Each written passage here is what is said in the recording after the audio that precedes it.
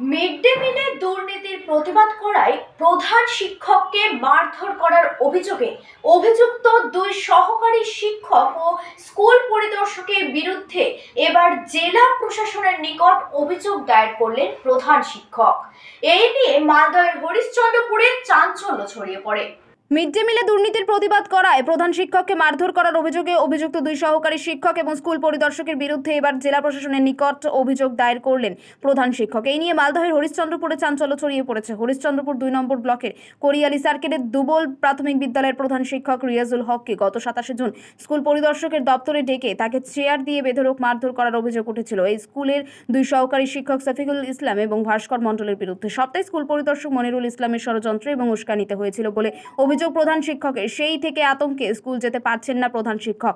তাই অভিযুক্তদের কঠোর শাস্তির দাবি চেয়ে এবং নিজের নিরাপত্তার দাবিতে জেলা প্রশাসকের নিকট লিখিত অভিযোগ দায়ের করেছেন। মালদহের অতিরিক্ত জেলা শাসক জামিল ফাতিমা বিষয়টি খতিয়ে দেখার আশ্বাস দিয়েছেন। প্রধান শিক্ষক রিয়াজুল বলেন, আমার প্রধান শিক্ষক হওয়ার 5 মাস হলো। এর পূর্বে 2 বছর ধরে স্কুলে ভারপ্রাপ্ত প্রধান শিক্ষক ছিলেন সফিকুল ইসলাম। এই সময় তিনি মিড ডে মিলের ব্যাপক দুর্নীতি করেছেন। সেই দুর্নীতি চাপা দিতে আমাকে বারবার হেনস্থা করার চেষ্টা করেছে, এমনকি আমাকে মিড ডে মিলে দুর্নীতি করার জন্য ক্রমাগত চাপ সৃষ্টি করছে। আর তাতে মদত দিচ্ছেন ওই সার্কেলের স্কুল পরিদর্শক মনিরুল।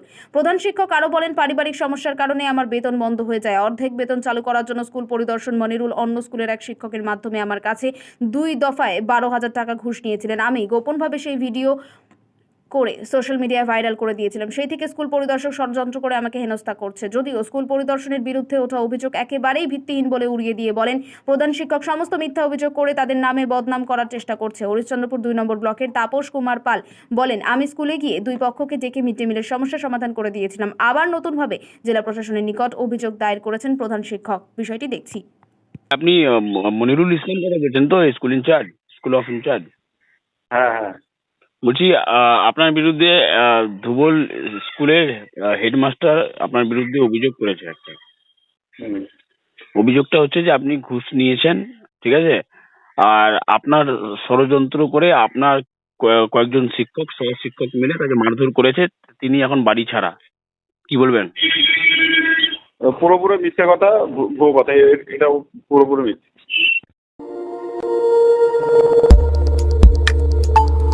আমাদের সাথে থাকুন এবং দেখতে থাকুন নিউজ প্রাইম টাইমস, আপনাদের সাথে আপনাদের পাশে।